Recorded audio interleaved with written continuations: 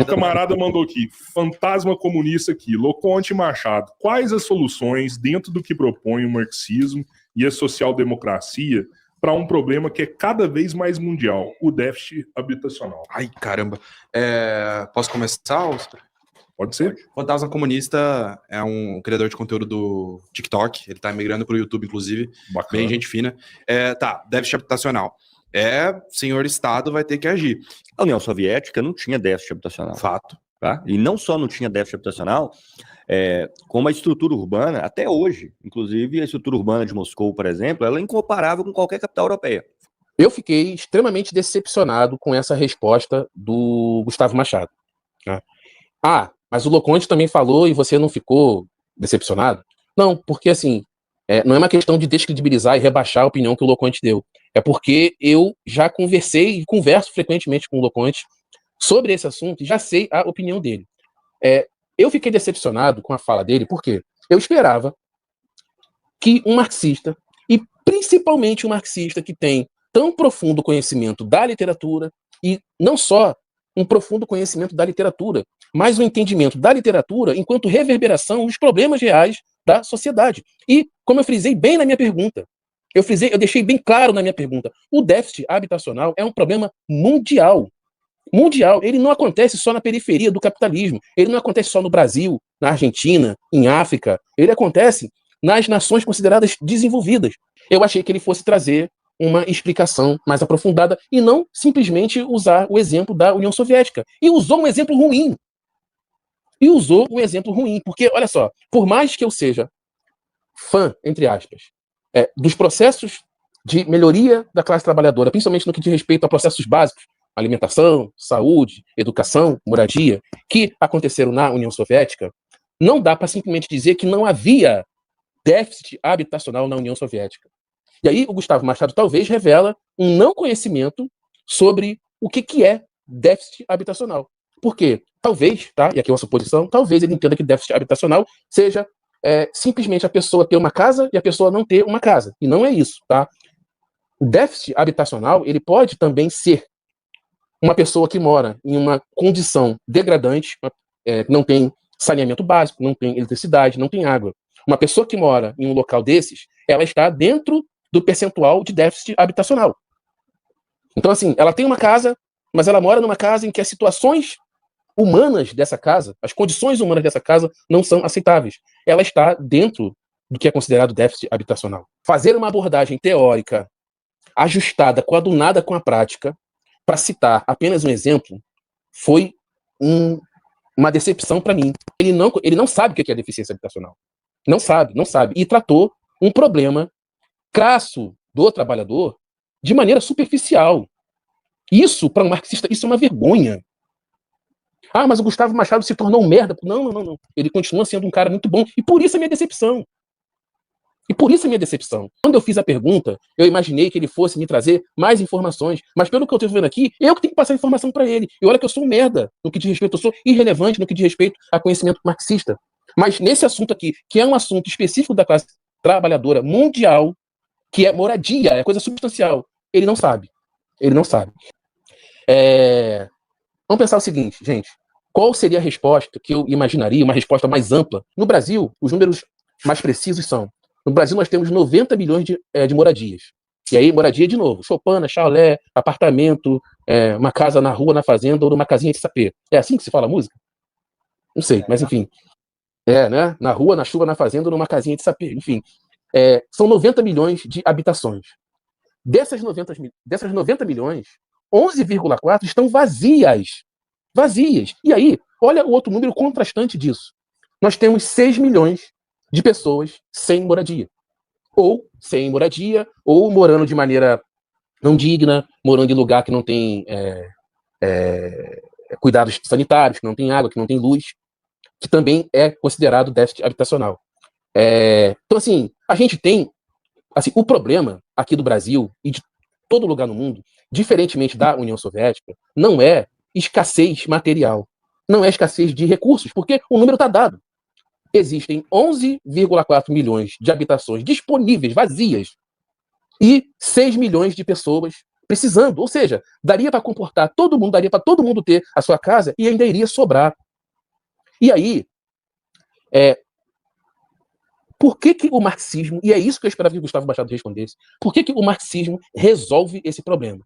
E você pode até, eu vou dizer aqui, você pode até discordar da solução que o marxismo traz para esse problema. Você pode até discordar e achar radical, achar pesado demais, não tem problema. Mas você não pode negar que o marxismo apresenta uma solução para esse problema. E nenhuma outra ideologia consegue apresentar uma solução.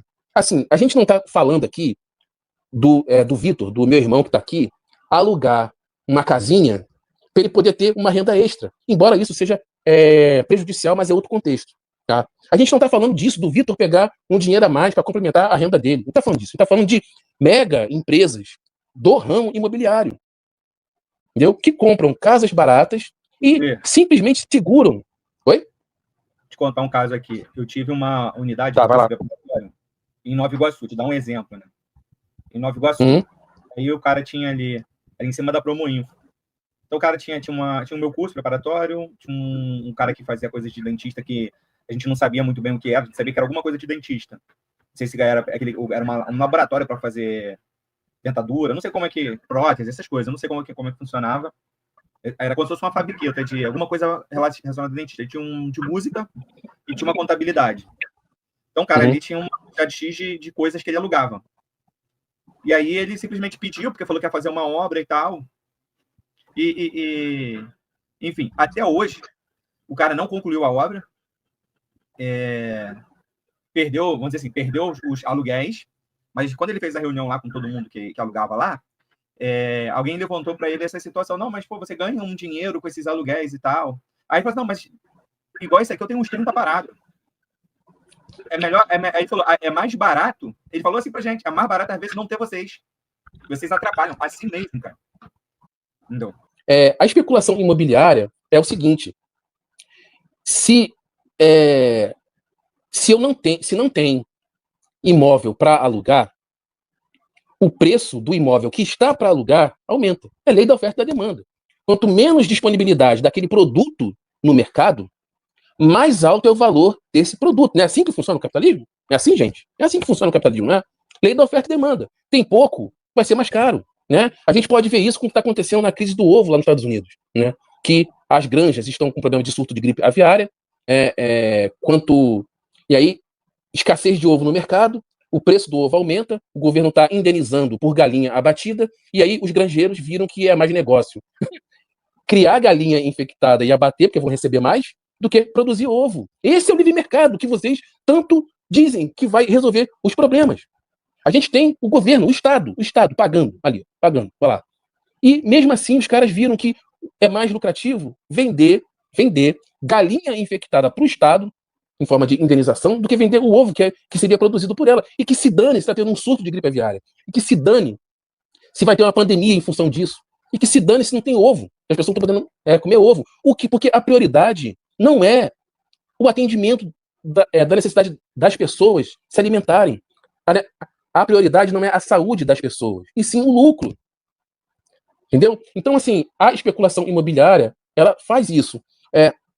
Quanto menos imóveis disponíveis para alugar, para comprar, maior é o preço. E aí, para esse cara que tem 30, 50, para ele, tanto faz, porque ele já tem uma renda muito grande. Então, ele deixa ali, parado, para que o preço do mercado, em geral, suba, e quando ele quiser vender por um valor maior do que ele comprou, ele consiga vender.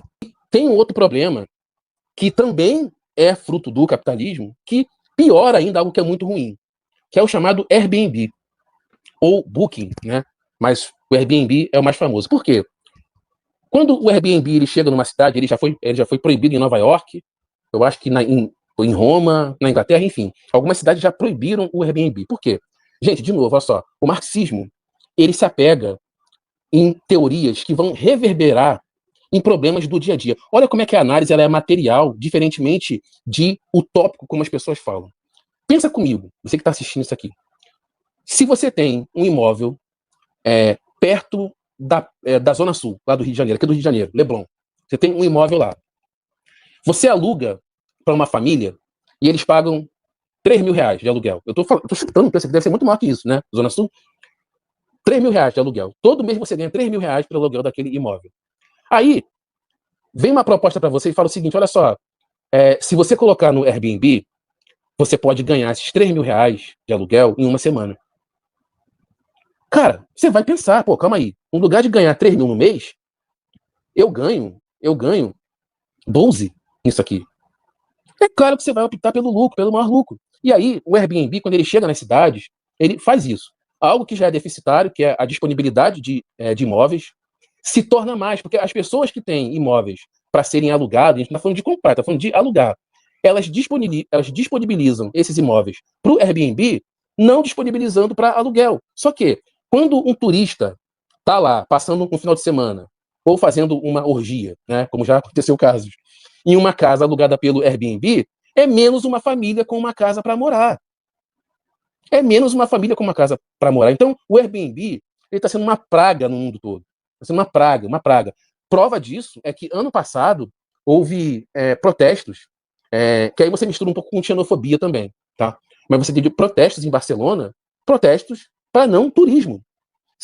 Cidades que costumeiramente lucram muito com o turismo o ano todo, a população local está realizando protestos para expulsar os turistas, para acabar com o turismo. Por quê? O turista vai lá, ao invés de ficar no hotel, ele paga um Airbnb, e aí, o que o Airbnb faz? Pô, a diária do sei lá, Le Grand Hotel, a diária está saindo a 1.500 euros.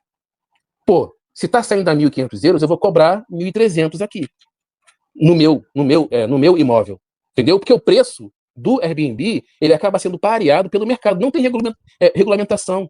Ele acaba sendo pareado pelo próprio mercado. E aí a pessoa vê a diária do hotel e equipara o seu preço, é claro, querendo ganhar a concorrência, do hotel. Só que isso faz com que o preço do aluguel passe a ser 1.400 euros, em algo que era 800. E aí o preço de todos os imóveis à volta, que poderão estar disponíveis para pessoas, para uma família morar, também sobem. Então, assim, olha como é que o capitalismo ele vai criando mais mecanismos de exploração. E todo mundo acha que isso está funcionando, que isso está resolvendo os problemas. Pelo contrário, está piorando. E aí, só para a gente fechar, o que eu esperava que o Gustavo Machado apresentasse? Primeiro, que ele fizesse essa análise, né? Eu esperava assim, pô, o cara sabe mais do que eu, né? Que ele fizesse algo mais profundo até, trazendo mais dados e tal. Ah, mas o cara não pode saber de tudo. Meu amigo, eu posso concordar contigo, que ninguém é obrigado a saber de tudo, mas olha só. Um marxista que não tem um conhecimento profundo, com dados, com estatística, com provas materiais, de um problema crucial, substancial da classe trabalhadora, tem que ter vergonha disso. Tem que ter vergonha disso. O Gustavo Machado não vai me ver. E talvez ninguém veja isso aqui. Mas se ele estiver vendo, cara, que decepção. Porque assim, você não saber disso, você não saber de dados específicos, aprofundados sobre isso, é algo vergonhoso para um marxista. A gente lida, cara, com o trabalhador. As nossas propostas, as nossas soluções, aquilo que a gente aponta, é para romper com o capitalismo, para poder justamente acabar com esses problemas. E aí, o que o marxismo apresenta para a gente finalizar de vez aqui? Eu acho que você está com sono já. E aí, você que está ouvindo pode achar radical, pode achar, ai meu Deus, tal, sei o que, sei lá. Se existem 12 milhões de moradias, e existem 6 milhões de pessoas, e moradia não é comércio, moradia não é produto, moradia é habitação, o objetivo da construção de uma casa é abrigar uma família e não virar um produto, eu vou pegar 6 milhões dessas habitações e vou distribuir. Ah, meu Deus do céu, vai tirar o que as pessoas construíram durante décadas e tal. Cara, eu posso fazer isso de diversas formas. Eu posso fazer isso, inclusive, indenizando. Não tem problema. Eu posso, inclusive, não fazer. Eu posso, inclusive, deixar... Então, eu posso, inclusive, não deixar, assim, não mexer na propriedade dessas pessoas, deixar lá. Ah, tem 11 milhões de casas disponíveis, de moradias disponíveis, e 6 milhões de pessoas precisando. Esquece o passado, vamos resolver daqui para frente. Por quê? E por que vai resolver? E o marxismo é o único que resolve. Porque no marxismo, num processo revolucionário socialista e no comunismo, não existe algo chamado burguesia. O processo revolucionário socialista vai ter que obrigatoriamente extinguir a burguesia. Ah, e como você vai extinguir a burguesia? Matando a burguesia? Não. Tirando da burguesia o controle dos meios de produção que faz com que ela acumule capital. Sem acúmulo de capital, o burguês não é burguês. O burguês só é burguês porque ele acumula capital. O Jorge Paulo Lemann só tem bilhões porque ele controla a Ambev, porque ele controla a Embev, ele controla a Americanas, ele controla isso, ele controla aquilo. Ele não trabalha. Ah, mas ele pensa em soluções para resolver o problema e tal, inclusive a fraude que ele fez. Ele pensa em soluções, logo ele trabalha. Não, ele vive da exploração desses meios de produção e do trabalho das pessoas que estão lá. Se você tirar o controle do Jorge Paulo Lemann, da Ambev, da Americanas, da fulana de tal, ele vai ficar só com o dinheiro que ele tem, que talvez seja infinito. Mas, ao fazer isso, você vai impedir que novos Jorge Paulo Lemann surjam. Porque um dia o Jorge Paulo Lemann, Deus queira, vai morrer. Só que, mesmo que você não tire o dinheiro dele, que ele tenha dinheiro para viver o resto da vida, um dia ele morre e você vai impedir que novos Jorge Paulo Lemann surjam. Entende? E aí, acabando com a burguesia, nesse processo revolucionário, você também acaba com a especulação imobiliária. Por quê? Se não há acúmulo de capital, não há por que uma empresa como esse cara que você citou comprar 30 imóveis para deixar parado. Entendeu? O processo revolucionário socialista não vai permitir isso. Entende? E não é uma questão que não vai permitir porque não gosta do cara, é porque essa é a análise material. Casa é moradia, casa não é comércio. E aí esse cara não vai poder ter a condição de comprar 30 casas. Para que você quer 30 casas se você só pode morar em uma, meu amigo? Ah, porque eu quero ganhar dinheiro com isso. Não, você ganha dinheiro com o seu trabalho. Você extrai do seu trabalho as condições para você sobreviver. E não pegar uma casa, pegar algo que é substancial para as pessoas e transformar isso em negócio, deixando as pessoas de fora. E entenda, perceba que essa é a análise que faz com que eu deixe bem claro para vocês. O comunismo, o socialismo, o marxismo, o anarquismo são as únicas soluções para resolver esse problema do déficit habitacional. E não porque a gente é mal, porque a gente gosta que as pessoas tenham casa, embora a gente goste. É porque o processo revolucionário socialista vai extinguir... a análise é material, a análise é lógica. O processo revolucionário socialista vai extinguir a burguesia. Esse processo de extinção passa pela retirada do controle dos meios de produção, a retirada de aquilo que vai gerar capital para que a burguesia acumule capital e se torne bilionária. Então, a especulação imobiliária, que é um processo pelo qual a burguesia ligada ao ramo acumule capital, não vai mais existir. Não existindo mais, ainda que você não pegue as 12 milhões de casas disponíveis, as 11 milhões de casas disponíveis, as próximas que serão construídas, elas não cairão na especulação imobiliária. E dentro de algum tempo você vai resolver o problema do déficit habitacional. Entende? É material. Só o marxismo, o anarquismo, o socialismo, o comunismo vão resolver esse problema. Decepção, Gustavo Machado.